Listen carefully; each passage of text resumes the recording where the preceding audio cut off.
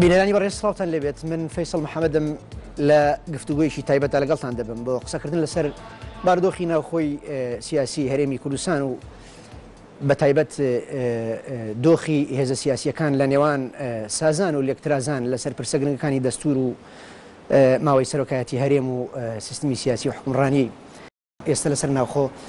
ئەمێ پرسیاری زیاتر بکەم لە بەڕێستان ئەتەوێ بڵیت کورد لەسەر ئاستی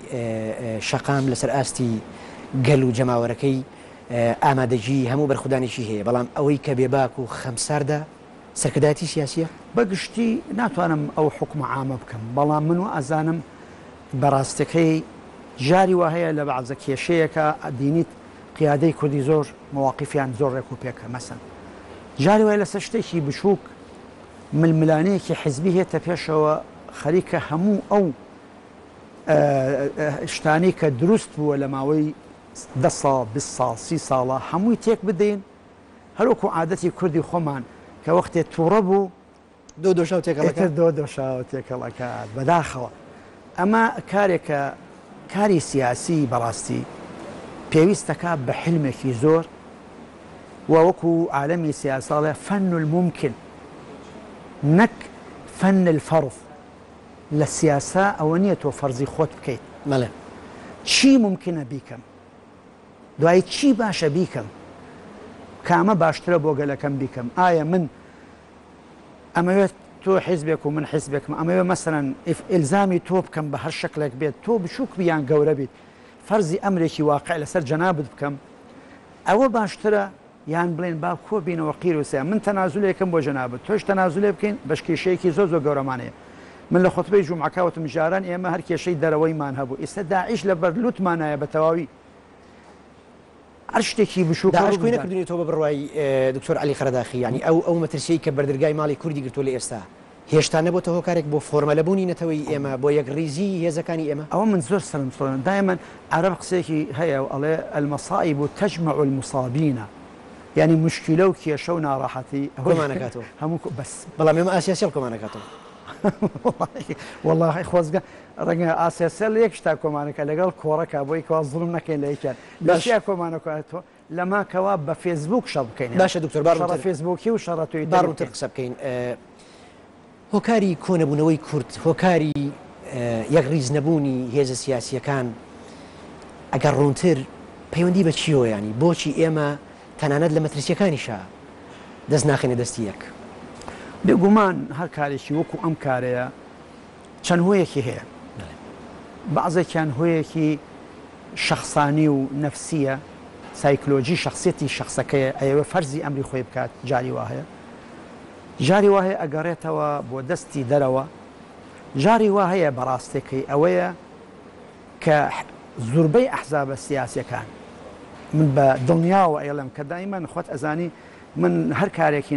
هەر کاتێک مشکلەیەک و ناڕەحەتیە بە یەکسەر ئەگەڕێنەوە بۆی کە بتوانین یارمەتی دەرێبین من ئیحساس دەکەم بەڕاستی بەرژەوەندی گشتی کورد ڕقم یەک نییە ژمارەیەک نییە لە حسابی زوربەی حیزبەکانە ئەیچی ژمارەیەکە حیزب یان شەخص یان دوایی مەساڵحی شخصی و حیزبی اینجا کوردستان باشە حیزب بەبێ گەل چییە ینی چ مەفهوم و پێناسەیەکی هەیە بەبێ بنەمای قاعیدەی جەماوەری طبعا ئەو مشکل ئەوەیە جەماوەری خۆمان جەماوەری کوردی پێویستی بەو وەعیە هەیە کە ئەو وەعیە بگاتە پلێکی وە جیا بکاتەوە ئیسارەی عاتیفە لەگەڵ عەقڵ دائما جەماهیر بەداخەوە ناڵم هەمووی جەماهیر زوربەی جەماهیر تۆ ئەتوانی بە عاتیفەیەک ئیسارەیان بکەیت بەینەما خاصەتەن لە مەرحەلەیەدا ئێمە عاتیفە بە کەڵکمان نایێت عقل و حکمت بە کەڵکمان هەیە ئەوەی کە دکتۆر عەلی خەرداخی لەم ڕۆژانە یاخود لە دوور و نزیک متابعە و چاودێری کرد بێت ئەو ململانێ و سازانی لە نێوان هێزە سیاسیەکان هەیە ئەگاتە قۆناغی ترازان بەڵێ ئینشاءڵڵا ئەمەلمان وایە ئێستاکێ خۆ بێگومان لە بۆ ئاخری بەڵێ ئەگاتە قۆناغی ترازان ئەبێتە قۆنا بڕوامەوەیە کە ئیشەکە بەس ئەم سازانە لە گرێژنە دەرەچێت ئەبێتە ترازان نانانە ئینشاءڵڵا ئێمە وای نبینی نانا من متەزۆم لەگەڵ ئەم هەموو مشکلەشە هەر متەفائلم خاصەتەن دوای ئەم زیارەت و گفتوگۆ و هەروەها بەشداربوونی هەموو ئەحزابەکان لەو اقتراحی کەوا یەکگرتووی ئیسلامی کوردستانی کردی و تا ئێستش درێژەی پێدرا من وا ئەزانم ئەمانە ئەبێتە هۆی درێژەکردنەوەی حیوار و مناقەشات و ئەزانم پێش یعنی موعدی خۆی بۆ ئێمە و ئەزانم حزب سیاسەکان ئەگەنە هەلێکی ئینشاءڵڵا مناسب کە لەم مەرحەلەیەش دەربچین بەڵام ئەوە مشکلەیە بۆ ئێمە ئەم مشکلە بکەین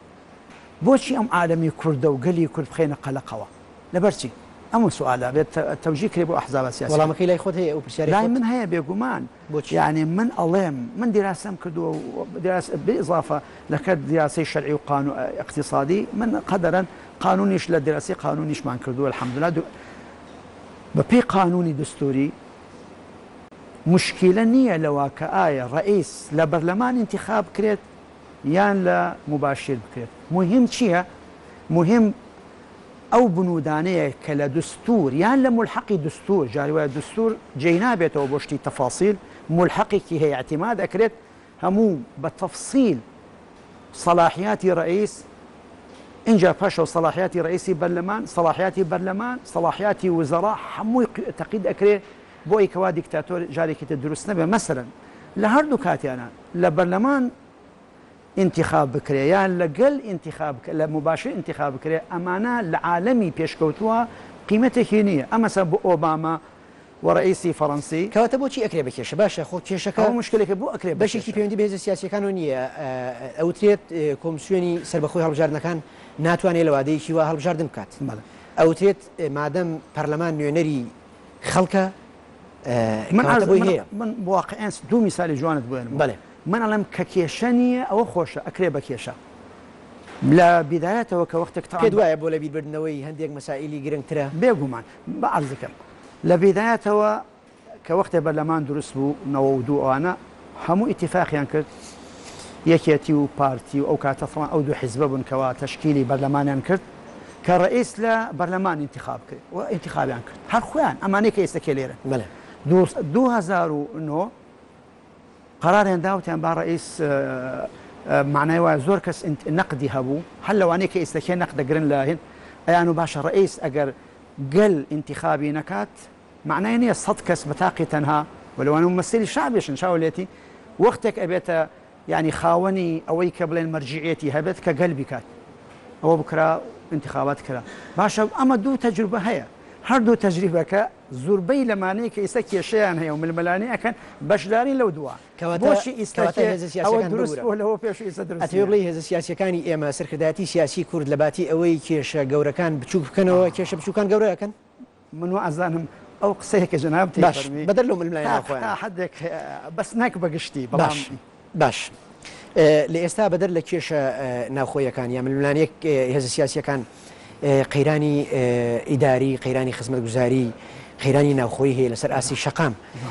سەرنجی دکتۆر علی قەرەداخی لەسەر ئەم قەیرانانە ئایا ئەم قەیرانانە پەیوەندی بە ئەو جەنگەوەیە کە بەردەم ماڵی کوردی گرتووە یاخود پەیوەندی بە کێشەکانی نێوان هەرێم و بەغا یاخود پەیوەندی بە فەشەلی سیستمی سیاسی و فەشەلی حکوومەتی بنکەفراوانەوەیە جوان من وا ئەزانم ئەم قەیرانەی کە ئێستاکێ هەیە ئەمە تازە دروست نەبووە بەڵێ ئەمە دروستبوونی و ئەزانم 10 ساڵ بەلای کەمیەوە لە 2023ەوە کە بوژەی هەیە و کە تا حدێک ینی ڕسمیت هەیە ئەمانە لە ماوەی 10 ساڵە وەختێکی زۆر زۆرە بۆ بە تایبەتی بۆ چارەسەرکردنی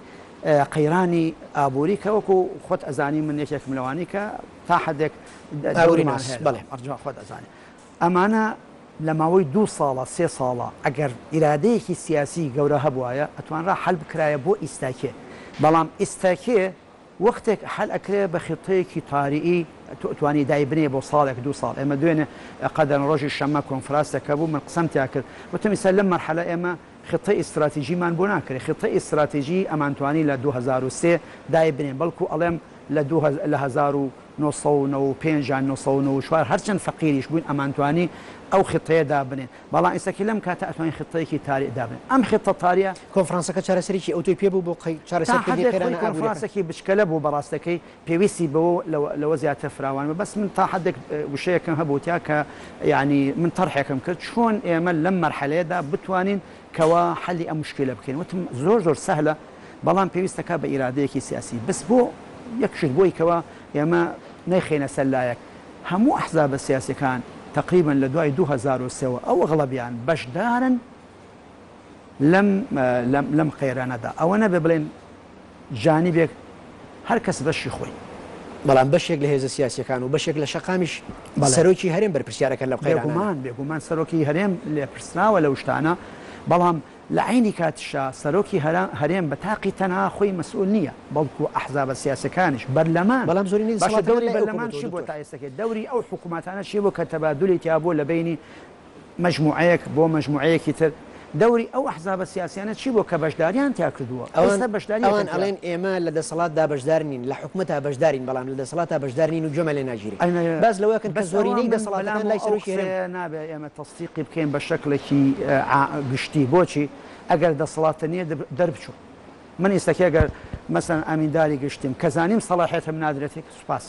دەرەچم کەمامەوە لەوە معنایەوە هەموو شتێکمەیە و من ڕازیم باشە هەر لەسەر کۆنفرانسە ئابوووریەکە ئەوەی ڕێکخراوی ژیار سنتەری ژیار ئەبێ پرسیارێکی دیکە بکەم لەوێ باستان لەو قەرزە نێودەوڵەتیە نەکرد کە حکوومەتی هەرێم بەنیازە بێگومان باسی باشە ڕێی دکتۆر علی قەرداخی لەسەر ئەو قەرزە چی بوو ئایا لە ڕووی شەرعیەوە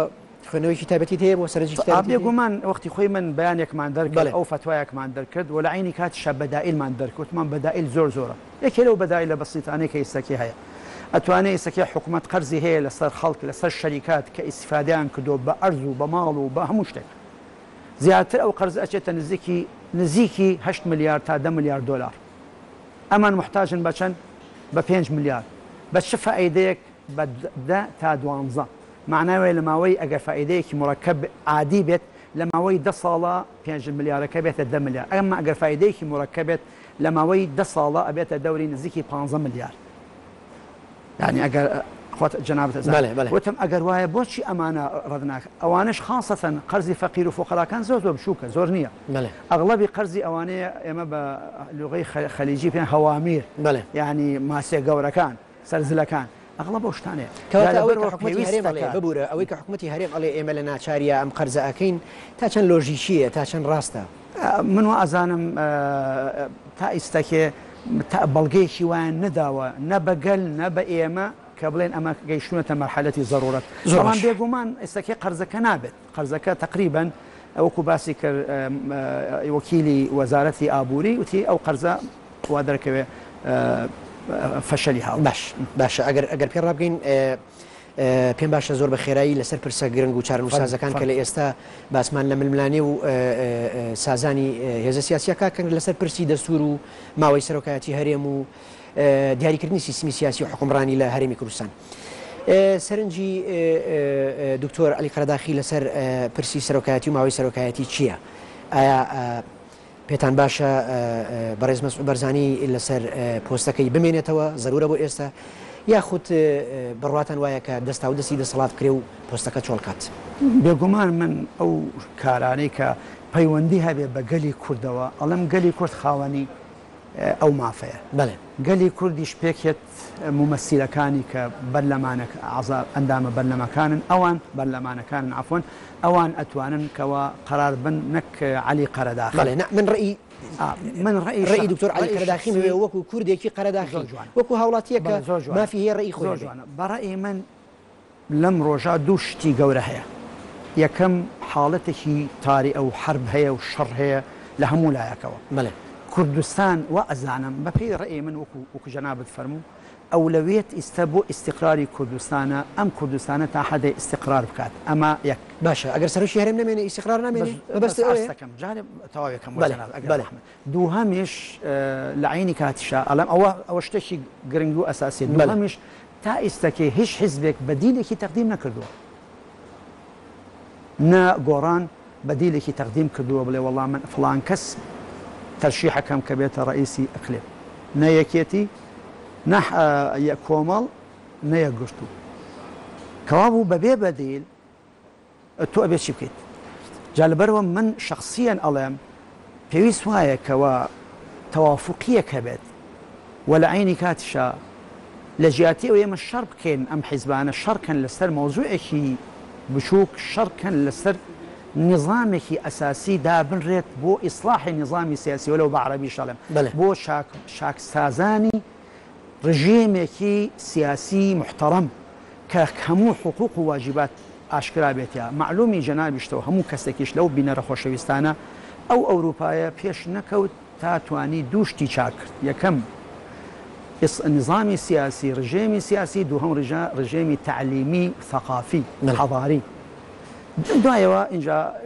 دەستیان کرد بە پێنجشتی زۆر گەورە کە تەقدیسی کردەوە ینی ئیشکردن و عمل دووهەم تەقدیسی وەقت و زەمن سێهەم ئیبداع چوارهەم مؤسسی پێنجەم تەخطیط پێنج ئەرکانەیە کە بۆ باشە من وەڵامی تەواوی پرسیارەکەی خۆم وەرنەگرت ئەمەوێت پرسیارەکە دووبارە بکەمەوە تۆ پێگەیشی وەکو پرۆفیسۆر دکتۆر عەلی قەرەداخی پێگەیشی معنەوی جیهانیت هەیە ڕەنگە ڕێی تۆ کاریگەری لەسەر ڕای شەقام هەبێت بەشێک لە شەقام هەبێت بەڕوونی پێم بڵێت تۆ پێت باشە لە ئێستایا مستومەرزانی بمێنێتەوە یاخود دەساودەستی دەسەڵات بکرێت کام لەم دوو ڕێگە چارەیە خزمەت بە دۆزی سیاسی ئێستا بەدیلێک هەیە وەکو کاک مەسعود بەدیلی دووهەم چییە کاک فەیسەڵ من پرسیارەکە ئەگەر بەدیل هەبێت تۆ پێت باشە ئەو کاتە مقارنە ئەکرێت عادەتەن وەختی تۆ ئەتوانی بەجددیڵم ینی منستەرم لەوە سوڕەمێنێ ئەم ئەحزابانە شەڕەکەن بەس بەبێ بەدیل باشە فەرمو بەدیلێک دابنێکەوە گەل بزانێ ئێمە پێڵێن مەجهول ئەشکرانیە بەدیلەکان بێنە پێشەوە من مقارنە بەدیلە شک نابی مەدیلم ئەساسن ینی تۆش پێت وایە بەڕێز بەرزانی بەدیلی نییە نانا مەقصودەوە نییە نانا مەقصودەوە نییە بەس بەدیل تەقدیم ناکەن باشە ئەگەر ملاحظەت ئەگەر ئیخوانی عالەمی یا یەکگرتووی ئیسلامی داوا بکە دکتۆر عەلی قەرەداخی بگەڕێتەوە خۆی بۆ پۆستی سەرۆکی هەرێم کاندید بکە من ئەندامێک نیم منە لە ئیخوانی عالەمی وهات وەنا ئەندامێکی ڕسمیشم لە یەکگرتووە سەرۆکی ڕابطەی ئیسلامی کوردیت ڕابطەی ئیسلامی کورد مؤسسەیەکی خەیری و ئیغاسی و شاکسازی سەر بە ئیخوان إخواني عالمي مستقل والله مستقل كاكا فيصل قال مستقل تماما ئێوە وەکو یەکگرتووی ئیسلامی وەکو ڕابطەی کورد هەیە یەکگرتووی ئیسلامی کوردستانی حزبێکە یعنی خاوەنی سیاسە و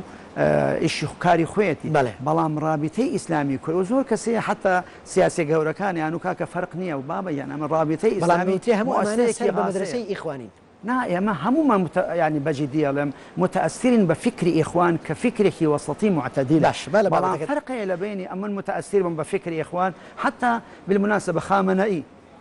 تفسيري في ظلال يكدو جزء تفسيري كدو متأثرة برايك الشيعة شو بلعم عفوا إمامك الشيعة شو أنا ما قصدك جاي فكر جاي جزء لتفكيري من السيد قطب ما بسته نك سيد قطب سيد تفسير في الظلال هنا سيد قطب بلام خوي اخوان طبعا بريتيني لسيد قطب بريتيني لحسن بلا بس في ظلال باش بلا بابا تقدر حتى حزب الدعوه كجماعه نور المالكيه لوقت اخويا كتابي اخوان المسلمين الاخوان دوا بباشي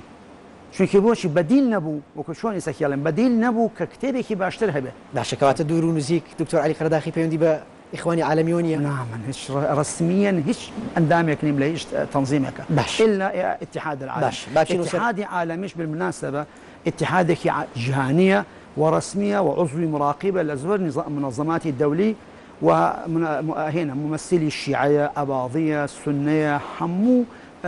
علماء جيهان باش دارت يعني باش لسر سيستمي سياسي سرنجستان شيعة بيتان باشا ليستا پەرلەمانی بێت یا سەرۆکایەتی بێت خۆت سەرەتا ئاماژەت پێکرد کە ڕەنگە گرنگ نەبێ هیچ کامیان من وەئەزانم هیچ کامێکیان مشکلە نییە بەشە بە مەرجێک ئێمە بتوانین یعنی لە ئەیحەیەکی بە مفەسەلی دابنین کە حکومەکە چۆنە بێ ئایا ڕئیس سەلاحیاتی چییە و بەرلەمان سەلاحیاتی چییە من وتم وەختی خۆشی باسم کرد ئەمە کە جارێکی تر کە هاتینە پێش 2 ساڵ پێش ئێستاکەوە ئەزانم کە ئەم قەیرانە جارێکی تر هات ئێمە هاتینەوە قسەمان کرد لەگەڵانە وتمان ئێمە مستعدین با چەند شروط بنووسین هیچ مانع نییە کە بڵێ وڵا ڕئیس پێویستە کە هەموو ساڵێک تەقریرێک تەقدیم کات بۆ ئەدای خۆی بۆ بەرلەمان و بەرلەمان مناقەشەی بکات چ مانعەکەیە مەسەرەن باشە بەس ئێمە ئیشکالێکە لەوایە کە ئایا ئەگەر ئێمە قەستمان ئەوە بێت کە ئیستیبداد و دیکتاتۆریەت دروست نەبێت ئێمە ئەتوانین قیود دابنین شروط دابنین بەرلەمان ئەتوانێت بە شکلێکی عادی بەڵام نەکواش بێت کە ڕئیس هیچی بەدەست نەبێت ئەبێ ڕئیس سەلاحیەتی خۆشی هەبێت بەڵام لە عینی کاتیشە لەگەڵ سەلاحیاتە مەسئولێتی هەبێ و مراقبەش بکرێ و متابعش بەڵام ترسەکە لەسەر ئەوەیە دکتۆرە گەڕنووتر لەسەر ئەو تەوەری قسە بکەین ترسەکە لەسەر ئەوەیە کە زۆرینەی دەسەڵاتەکان لە سیستمی سەرۆکایەتی یا زۆرینەی دەسەڵاتەکان لای سەرۆکۆ ئەبێتەوە و پەرلەمان ئەبێتە پاشکۆی دەسەڵاتی سەرۆکی هەرێم ئەمە جۆرێک لە قەیران لە سیستمی سیاسی ئەگەر وایە فعلا ئەگەر وایە فعلا ئەتوانێت بەرلەمان مناقەشەی ئەو قەزیە بکات باش تو ئەمڕۆ بەسەردانێک لە سەلاحەدین سرد لە بەڕێز مەسعود بەرزانیە بەڵێ ئەمەوێ باس لە ئەجەندای ئەو کۆبوونەوەی بکەیت لەوێ چیتان باس کرد پێت نەوت کە بەنیاز نییە دەسەڵاتەکانی دابشکات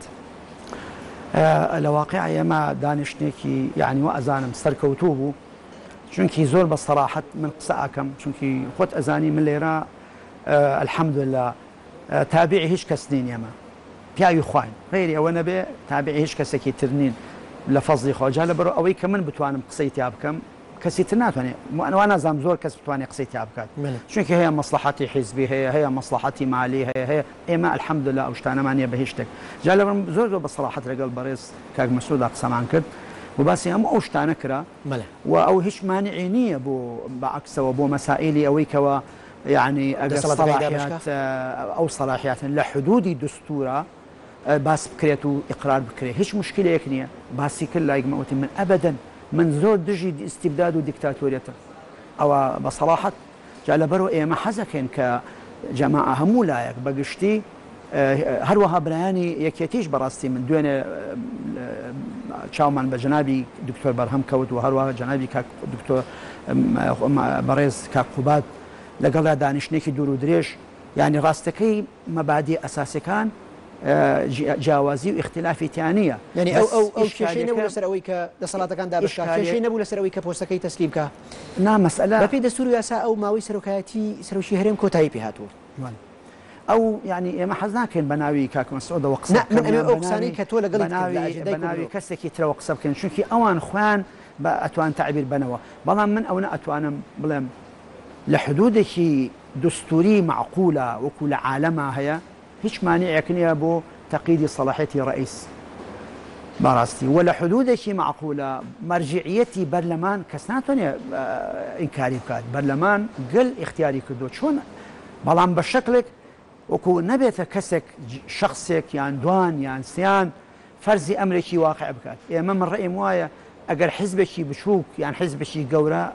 حقنی ئێمە بچین استیغلالی زەرفێ بکەین فەرزی ئەمرێکی واقع بکەین لەسەر یەکێ لە حیزبەکان جا مەهماکان جا گەورە بێیان بچووک بێت جا لە بە ئەو مۆزوعەیە من ئەڵێم ئەم حەلەیە حەلەکە حیوارە حەلەکە ئەوەیە کە نیەتمان باش بێت حەلەکە ئەوەیە کە هەمومان متفق بین کە بەرژەوەندی کوردستان پێش هەموو شتێک بێت من ئەمڕۆ بۆ ئەوانیش بۆ کاک مەسعودیش باسم کرد و زانی و هەروەها بۆ كاك برهم وكاك وهروها بو حزب اسلام كانش وان شاء الله لبوكا بريز كاك نوشيروانيش باسي اكين وهروها بو كسكاني تريش اگر ايما برجوندي من وازانم اگر برجوندي كردستان بدلكي صاف خصمانه بيش هموشتكوا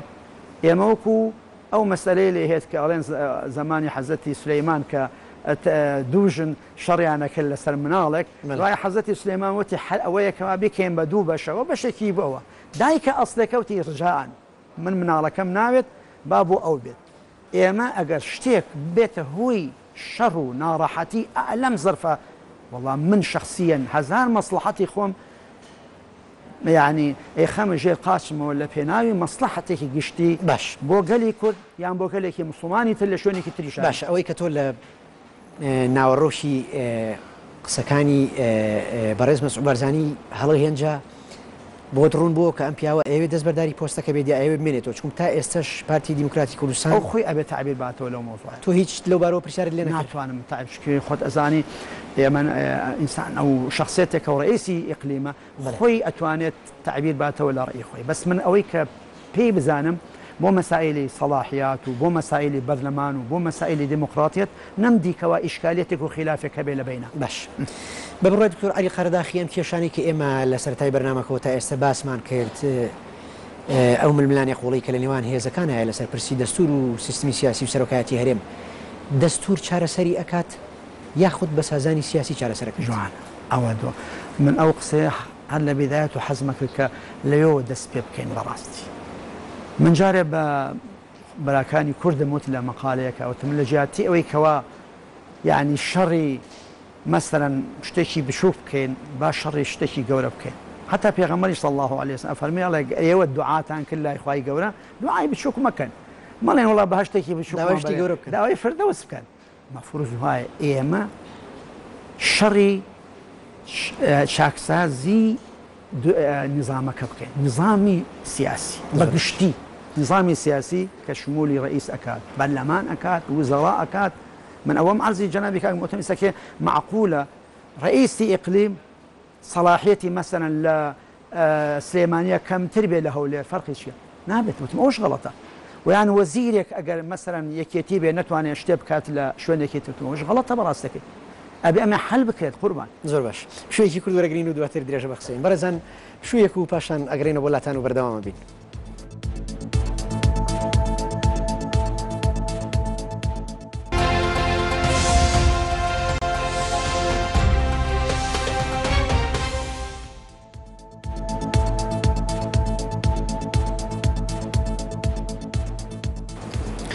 بەڕێزان جارێکی دیکە سڵاوتان لێ بێگەڕێنەوە وڵاتان و بەردەوامین بۆ درێژەدان بە گفتوگۆی تایبەت لەگەڵ زۆر بەڕێز پرۆفسۆر دکتۆر عەلی قەرەداخی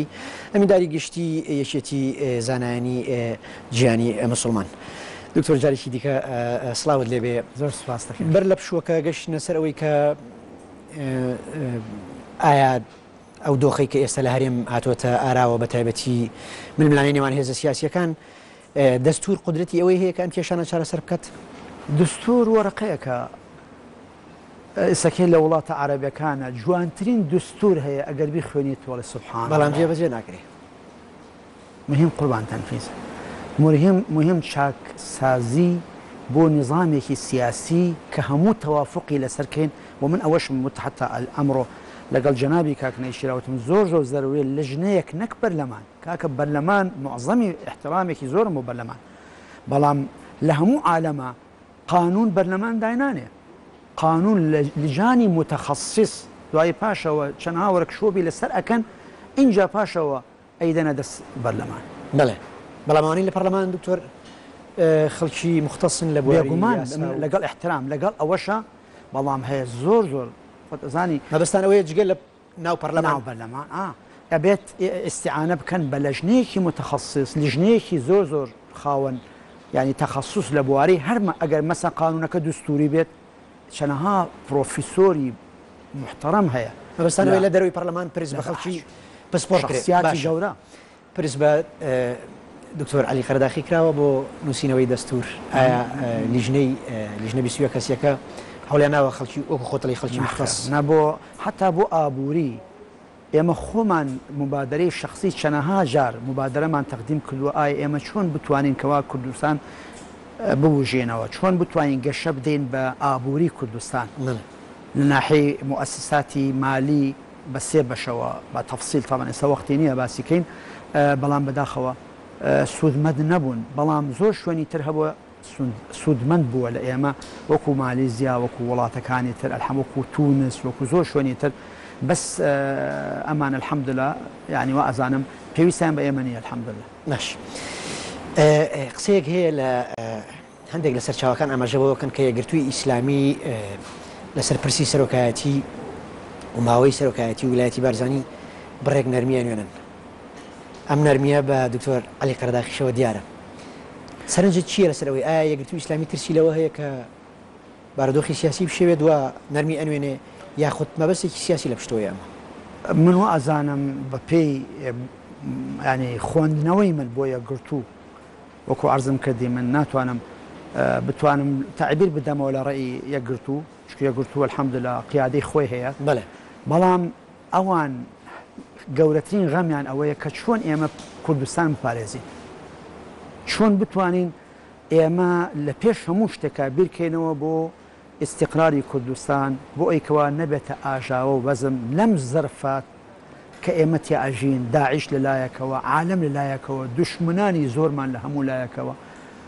خۆت ئەزانی ئێستا عالم جیهان بەگشتی وەکو دەیەکی بچووکی لێ هاتووە ئێمە دێکەیشنا ئێستەکەوە عێراق هەمووی بەگشتی چه مشکلێکی تایە لە ئەطرافمانە دەوری ماوەی 1050 متر ئەو ئاسف 1050 کیلومتر یان 1100 کیلومتر لەسەر حدودی داعش ئەوە سەکێت تورکیاش ئەو مشکلێ هەیە چەنەها شوێنی تر ئەمە لەم کاتا من وەزانم بۆ شوێنی یەکگرتو ئەوە لە پشت ئەو نەرمی یەکگرتووە نیە بەڕای یەکگرتو لە واقعە بەعکسەوە یعنی ئەگەر مەبەستێکی سیاسی بێت مەبەستی سیاسی لەوانەیە بۆ مستقبل بۆ انتخابات بۆ بەعزە شتێکی تر ڕەنگە ئەوە وابێتەوە خەڵکووا باشی بزانێت کە لەگەڵ ینی ئەکسی بێت مووقفێکی بەشیدەتی بێت چونکە ئێستا بەداخەوە زوربەی گەنجان و ئەزان کێ ئیستیعرازی قووەت بکات و ئەزانن ئەوە سیاسێکی باشترە بەینەما ئەوە صحیح نییە ئێمە شتێکی تریش من داوام کرد هەمیشە لە ینی لە دانیشتنما بە تایبەتی لەگەڵ ئیسلامیەکانە وتومە ئەبێت ئێوە تابعی هین نەبن تابعی وەکو پێڵن ڕێی عامی شارع جادە نەبن ئەبێ ئێوە ارتقا بکەن بە ڕێی عام کامە مەسلحەتە ئەبێ فێر بکرێن يعني احترامي شديد جاري وهي رأي عام شتكي هي أو جزء لرأي عام عاطفيشي قورة بهوي إعلامه وتأثيري هي أشتك برو شونك أبي إما أو رأي عامة بقرينا وبو رأي راست بوي كمصلحته برجواندي قال لي كردي تابع بله دیارە ئێوە ئاگادارن لە ئێستا کە لیژنەی نووسینەوەی دەستوری هەرێمی کوردستان لە پەرلەمان گەشتۆتە دەواازەی ماف و ئازادیەکان و لە نێوی شاپرسی ئاین لە دەستوری هەرێمی کوردستان جوان سەرنجی دکتۆر علی قەرەداخی لەسەر مادەی 6 ئاینی فەرمی دەوڵەت کردنی بە بنەمای سەرەکی شەرع و بنەمای سەرەکی لە دەستورە سەرنجی ئێوە چیە لەم بارەیەوە من واڵم ئەو مۆزوعەیە ئەوە هەر تەحسیلی حاصلە چۆن یەکەم ئەم مادەی شەشە بە نفسی ئەو نەسەیە موجودە لە دستوری عێراقی تا ئێستش کوردستان جزئێکە لە عێراق کەوا بوو ئەو مادەیەکی دستوری پێڵەن سیادیە ئەو مادەیەکی تەنفیزی نیە وەکو معلومی جەنابتە لە دستوریشە دوو بەشەیە ئەو مادە سیادیە تەطبیقی هەموو عێراق کات وتا ئێستش کوردستان هەر جزئێکە لە عێراق ڕسمیەن و دەولیەن جا لەبەرەوە بنووسێتەوە ئەمە زۆر شتێکی بەڕیشی تۆ ڕەوایە دکتۆر ئێمە پەیوەست بین بە دەستوریشی عێراقیەوە عێراقێک کە سیادەی سیاسی و جوغرافی و سەربازی و ئەمنی و ئیداری نەماوە باشە بەلای جەنابتەوە ئەم کارەی کە ئەکرێت کە ئێستاکێ کورد ئەگەیەنێتە سەر ئەوەی کەوا دەوڵەت دروستکە کە ئەمان ئاوا لەم وەختە ناڕەحەتیە ئاوا جیاواز بن ململانیە بکەن مستعد بن هەر لایەک بگاتە مەرحەلەی ناخۆشی و شەڕ لە پێناوی شتێکی زۆر بەسیتە ئێنا من حەزەکەم ئەڵێم من باسی دستوریت بۆکەم پێی دستور بە پێی دستور تا ئێستش کوردستان جزئێکە لەکێ لە عێراق جوایی کوردستان وەکو چۆن سوودی وەرگرتووە لە مادەی بۆشی خۆی ناتوانانی تۆ تەقسیمی بکەیت ئێمە بە چه حکومێک فیدراڵیەت وەرگیراوە بۆ کوردستان بە پێی دستوری عێراقی وانە نفسی ئەو دستوری کەوا فیدراڵەتی داوە بە عێراق ئەو مادەی تیا هەیە ئەمە ناحەیەکە ناحەی دوو هەم بەڕاستەکەی مادەکە خەڵک باش تێ نەگەیشتەوە من وەکو شخصێکی کە خاوەنی یعنی بڵێن ئەتوانین قدرەتێکمان هەیە لەسەر جانبی فقهی و ئیجتیهادی ئەوانە ئەو مادەیە زەرەر ناگەیەنێ بە هیچ کەس بۆچی چونکی ئەڵێ مخالفی سەوابیت نەبێت سەوابیتی قەطعی زۆر کەمە لە ئیسلام آخر سەوابتەکە مشکیە ئێستا لەسەر ئاستی هەم خودی لیژنەکە لیژنەی نووسینەوەی دەستور هەم شەقامی کوردی هەم هێزە سیاسیەکانیش ڕای جیاواز یا با بڵێم مەترسی هەیە لەسەر ئەوەی کە شەرع بکرێتە بنەمای سەرەکی دەستور لە مەترسی هەیە لەوەی کە هیچ دەق و یاسایەک دەرنەچێت کە پێچەوانەی بنەماکانی ئاینی ئیسلام بێت ئەم مەترسیە بە بڕوای دکتۆر علی قەرەداقی چەند ڕەوایە چەند جزئێکە لە مادەیەکی تر کە ئەڵێ مەستەری تەشریعات یەکەم شەریعە عورف دوای پاشان مصالح ئەمانە هەموو مەصادری تەشریعن قیاس استحسان مصالح عرفی وڵاتەکە ملاحەزە ئەم مادەیە جزئێکە لەو مادە مکەمیلە بۆ مادەکە جا ئەگەر ئێمە ئەگەر هەردوو مادەکەمان کۆ کردەوە لەگەڵ یەکە و دوایی ڕەبتمان کرد بە ثەوابێت ئەزانی چینی قەطعیات ئەوە زۆر کەمە يعني قطعيات الشريعة الإسلامية أو كهش شوينك خلافي تيانا بزور كما براستك أواني عرض كموكو من لسوا نسيومة ثوابت فقه الثوابت والمتغيرات ثوابت أو شتاني كثابتة الإسلام تصورك دائما عقلي إنسان كعقلك راس بيت لقلياتي بلكو هم شرائع كان أتوانا ملم لقل أو جزئيات أنا شي دياري يا دكتور شي شكا أمية أوي ك مترسيبو بشكل خلق يا بشكل هذا السياسي كانوا لجنة كاش دروس كردوا شي حكم نجور كان إسلام دياري أكا آية بريني دس في دس توقع كردن لقل جن بشوداني كج لخوار هجد الصالي توانا هموي كباسة كرد هموي شويني خلافة خاصة بتايبتي أو هر مسألة توقع كردن لقل آفرتا يعني مسألة شودان أو أنا مسألة شيء خلافية ومسألة جزئيات لثوابت إسلامية بيقومان ملاحظة مسألة حدود أو أنا أو يعني طبيعية توقع لقل جنكاب كي أما ديد وكو دكتور علي كرداخي ناقر كسر كردي مانع أمنية وعلاقة بيوندي بونية كتب شيء والله منعي كده أيوة قضية الشخصي وعلاقة الشخصية تو توقية كي لو أنا من نيكم مثلا أو اشتكي ترى بلام أو كس نالي أجر بيش بدوش نالم استياني بيكم بلام اشتكي صغيرة يا أو نابت كس أواني داننا وكاك فيصل جان أو شلون تحديد ذكريت لا ولاته كاني ترى لبي محكمة دستوري طبعا تو معلومي جنابته خوي قوانين خوي تونات يمشي دستوري قدابني ببيئك محكمة دستوري بدابني نكبو أم بشيء بو همو بنودي دستور يعني بل. مثلا صلاحياتي رئيس ده اختلاف الرئيس لنا من أما صلاحيتي منه مثلا برلمان كان عليهم صلاح كي تحديدي أكاد محكمة دستوري كاو محكمة دستوري وكشون تحديدي أوشتانك مانع مانية من شخصية مانع مني بلا ضبطي أو أنا أجريته بو محكمة دستوري عليا كأول ضبطي أكاد كشي ثوابت وشي ثوابت باشا كواتا دكتور علي قرداخي لقال أويا كهرمي كردستان بيت خاوني دستوري شي مدني علماني سيكولار أنا من لقال أوام كوا كردستان أو كردستان العراق كبيوتان كردستان دستوري كي هبت دستورة كمدني بيت بلان فرقي هي وعلماني بمعنى علم نك بمعنى إلحاد بله شو كيكو معلومة جنابته يا مبدأ لإسلام من لسر أول نسيو لحكم الرشيد لسر باش نسيو لقرآن في روزة لإسلام إما حكمي براستكي ديني مانية سلطة دينية لإسلام أساسا سلطة مدنية مرجعيتك إسلام أما زور قرنقة كواتا اللي هي شوينك يعني خليفة كسنيوتو خليفة إخوة خليفة في غمرة بله بس بله كواتا اللي هي شوينك علمانية بمعنى إلحاد نهاتو كواتا جوازي شيء لنيوان مدني وعلمانية جوانا مدني منعي أوتناك كتو دستورك تعبير لبيرو راي خوت لازاد مرجعيتك إسلامية به بينما أجر علماني بفصل بين الدولة وبين دينا مرجعيتك بتواوي أجوره قال لي كرديش بنسبة شنكك فيصل جان نسبة مسلمان لكردستان شنكا ونسبة شخصية لسر باز لو كيل صدان أو بينجي كرد بانو بينج غالبيته ولا لا بلام أو تريد أجر دروازيك أجر سيستم علمانية كان سيستم سكولار كان دروازيك بو أمل صدان أو بينجب كانوا كز ليرنا مني وهم أشياء تجير ساي أو صلاة علمانية لا خم النبي أوانات الإسلام تينا قشتو يكم روش كبيغمر صلى الله عليه وسلم شو مدينة دواي أوا جولك كاني بانكر جولك والثانية كان باني كردن وتبا دستور يقدان رابي وتي وثيقة المدينة لا شلو حوت ماذا بيكيت دو أمي يعني دانا أمي مواطنة كهمو بشدار انتيا كجولك كيهودي همو حقوق نجزيان هشتك او دو هشتك لسه مساله شر مره ببره كاتي برنامج زور كبوتو بله بريشي جرين هي نامي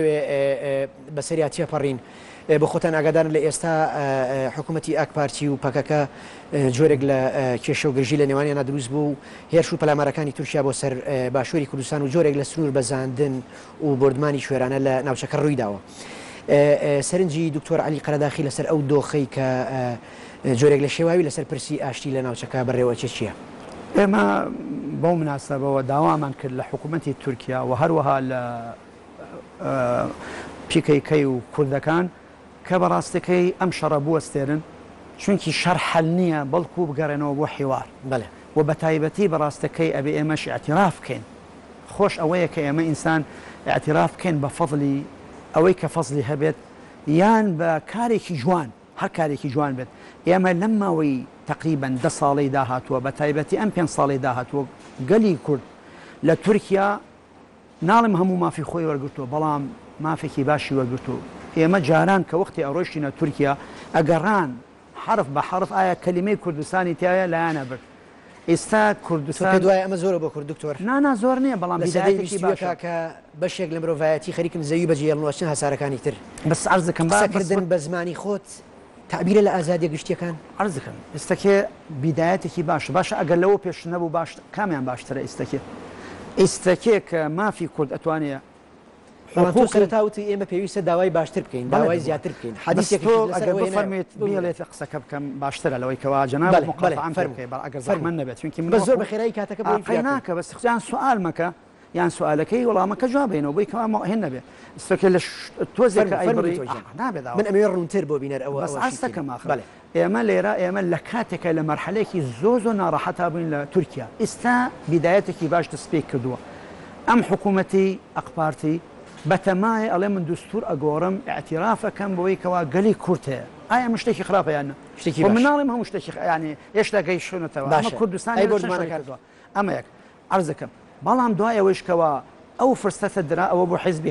هەدەبە ئەوە بوو دەرچوو بە سیانزە لە سەدا ئێمە تەوەقوعمان وا بوو بەڕاستی ئەڵێم بۆی کەەوە ئەو ڕیسالە بگاتە پێیان تەوەقوعمان وا بوو کە ئەم ئەحزابە سیاسی کوردیانە خۆمان مەسلحەی قەومی کورد پێشتر بێ ئەیدۆلۆژیەت بەڵام من ئەڵێم بەداخەوە ئەحزابە کوردەکانی تورکیا ئەیدۆلۆژیەتی مارکسیەت و ئەیدۆلۆژیەتی خۆیان پێشخست لەسەر مەسلحەی گەلی کورد ئەوە ئەڵێم بە سەڵاحەت و بەداخیشەوە ئەڵێم ئەردۆغان ئەبوایە ئەو شەڕی نەکردایە ئێمە تەندیدمان کردووە بۆ چیکارێکەوە ڕوویدا لە کوردستانی عێراق تۆ بە خۆت ئاگاداری لە دوور و نزیک چاودێر و متابعی ڕووداوەکانی بە تایبەت ئەوەی کە پەیوەندی بە کورد و بە هەرێمی کوردستانەوە هەیە کورد چی بکە لە کاتێکا کە حکوومەتی تورکیا حکوومەتەکەی ئەردۆغان و ئاک پارتی وەڵامی ئاگربەس و وەڵامی پر پرۆسی ئاشتی بە ئۆپەراسیۆنی سەربازی ئەدەنەوە ینی ئێوە خۆتان بینیتان ئۆجلان لە ئیمرالی نەخشە ڕێگا ئەنووسێ کوردەکانی باکوور لە حوتی حوزەیران توانیان لە ڕێگەی سنووخەکانی دەنگدانەوە نەک لە ڕێگەی جەنگەوە جوانە دەمە لەگەڵ دەستبێن باشە بۆچی تورکیا وەڵامی ئەم حیوارە بە ئۆپەراسیۆنی سەربازی ئەداتەوە بە بەردەمانی چۆران ئەداتەوە بەس جەنابەت پێشەوە وەختی چەند پۆلیسێک کە کوژران یەکسەر پەکەکەم بەداخەوە ئیعلانی کرد ئەوان کوشتوانە کەوا بوو بە ئەوە کارێکی ستەمە کەوا بوو ڕەد الفعل يعني ئەوەی کە من دیفاع ناکەم لە ئۆردۆغان يعني الحەمدلله هیچ پەیوەندێکی وام نییە لەگەڵ ئۆردۆغانە ئەگەر مجاڕەدی بە حکمیەوەی کە ئەمیداری گشتیم ئەگەر جارێ سەلامێکی لەسەر کەمیان ئەو شتێکی طبیعیە بەڵام لە عینی کاتە بەڕاستەکەی ئێمە ئەمانویست کە پیکەکەی بە تایبەتی يعني لەوە زیاتر يعني تحملی بکردایە لەبەر خاتری گەلی کورد ئیعلانی ئەوەی نەکردایە یان ئەو کاری نەکردایە تورکیا لە خۆپشاندانەکانە تەقینەوەی کرد بەڵێ تورکیا لە خۆپشاندانەوەکانە تەقینەوەی کرد لە هەڵبژاردنەکانە ببوورە ئێمە بینیمان لە گەرمی هەڵبژاردنەکانە تەقینەوە ئەنجامدرا لە ناو تورکیا لەکوێ بەس نازانین تورکیا بەرپرسیارە لەوە لە دەوڵەتێک حکوومەت خۆی معقولە حکوومەت بچێت پرسیارەکە چێ کردوێتی بزانین کێکردن تەقینەوەیە کرا داعش اتهام کرا و حکوومەتی تورکیا یەکسەر ئیعلانی حربی کرد لەسەر داعش چەند تیارە ئەنێرێ بۆ کوردستان بەداخەوە هەروەها ئەیشینێرێ بە ئەویان بەخۆشیەوە ئەینێرێ بۆ داعشیش کەوا بۆ قەزێکە لە واقعە ئەو تەقینەوەیە ئیسپات کرا کە داعش کردوێتی نەک حکوومەت بەشەحی لە شتێکی لە تورکیا کە ئەیانوێ ئەمن و ئاسایشی لەسەر ئەوەیە دەسەڵاتی ئاک پارتی لە ئێستا ڕاستەوخۆنە ڕاستەوخۆ هاوکاری داعشە سەرنجی تۆ لەسەر ئەمە چییە؟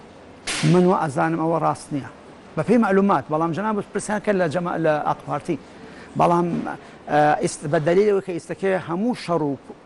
تایارەکانی تەوجیه کردوێتە سەر داعش و باشیش لیان ئەدات تۆ لە ماوەی ڕابردووە زۆر وەسف و سەنای دەسەڵاتی ئەردۆگان و ئاک پارتیت کرد ئێستاش هەمان بۆ چونت هەیە کە خەڵکی سڤیل و گوندەکانی باشوور لە ماڵێک هەژنۆ کەس کوژراوە ئێستاش هەمان بۆ ئەزانی چۆن ئێمە بەڕاستی هەموو ئینسانێکی مسلمان و عاقلیش أبيت أجل شاك بو بلي شاك فمن يعمل مثقال ذرة خيرا يرى ومن يعمل مثقال ذرة إما بشاكا كاني أردوغان لينش زور شاكا بشتكيش أجل خراب كأردوغان بيان باوكي أردوغان بيان هكذا كي تربي ألين خرابة كاركاني بيشوي باشبو بەڵام ئەبواە ئێمەش تەعاملمان کردا لەگەڵێ ئەوانە مەهماکان حکوومەتێکە تۆ زانی ئۆردوغان کاتم تەواو دکتۆر گیان بم بورە ڕاتەگرم دوا پرسیارەکەم زۆر بەخێرەی وەڵام بیتۆ تۆ سیستمیشی ئیلمانی بۆ کوردستان پێ باش نییە بەڵام دەسەڵاتی ئەردۆگان و ئەک پارتی پێ باشە کە سیستمیشی ئیلمانیە نانە من باسی سیستەم ناکەم من ئەڵێم هەر سیستەمێ خزمەتی گەلەکەی خۆی بکە مشکلم نییە من نەموتو ئەو باشە خراپە زۆر بەڕێز پرۆفسۆر دکتۆر علی قەرەداخی ئەمینداری گشتی یەکێتی زانایانی گیانی موسڵمان هەروەها سەرۆشی ڕابطەی کورد سپاس بۆ بەشداری لە بەرنامەکە بەڕێزان سپاس بۆ ئێوەش کە تا ئێستا بینەرمان بوون تا تەوەری داهاتوو میوانی داهاتوو بەخواتان سپێنی خواتان لەگەڵ